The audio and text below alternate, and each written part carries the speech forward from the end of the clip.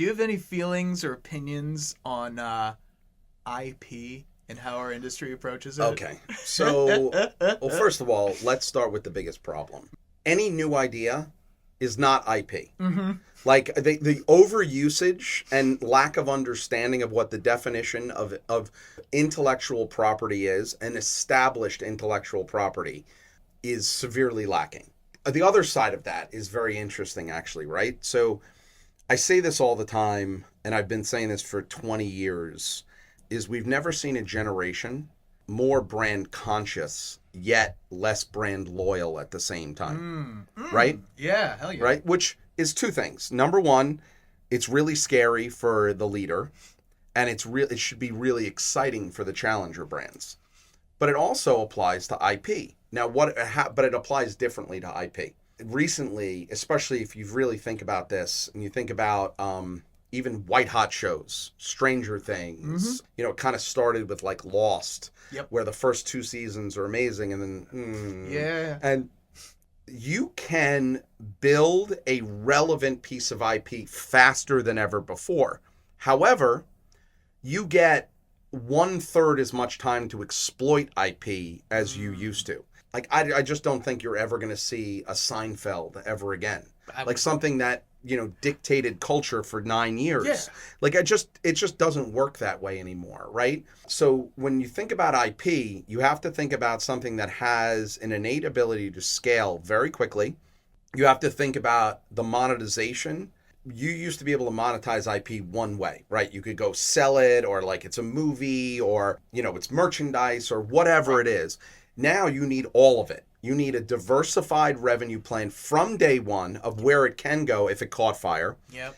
You need to anticipate what its iterations are before you even launch it the first time, because it might be 6 or 9 months where you have to iterate it rather than 3 years. This is where, like, I just think about development of IP in this day and age, and how dynamic it's become.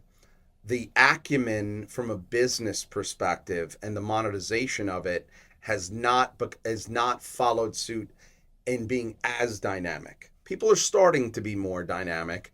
You see it with the creator economy and other things like that, but it's still a fraction of where it needs to be. A lot of people, they don't protect their IP either. I'm going to give a huge shout out to the team at First We Feast, which was formerly owned by Complex. Yep. And started there and incubated there. It's not just Hot Ones. Everybody thinks of Hot Ones, and it's amazing. But there's, Justin and Sarah and Chris and Sean are like one of the most talented teams in the world that create Pizza Wars, The Burger Show, so much culturally relevant food programming that's amazing. And of course, Hot Ones. The understanding of protecting that brand, the audience, the relationship. I think a lot of people, a lot of other publishers, wouldn't have had the patience to grow the audience because it took longer than people think. Yeah. That was hardly an overnight success. Right. Number one.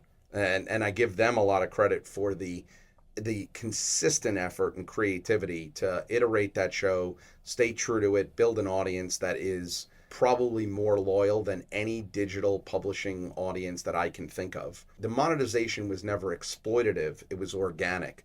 Whether it was Truth or Dab, our game on Amazon, or our hot nuggets at Walmart, or working with Heatness to develop our own hot sauces, integrating Sean into the Super Bowl and doing like a Hot Ones episode in the pregame.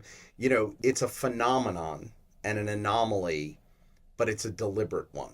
To me, they are the modern day story of IP.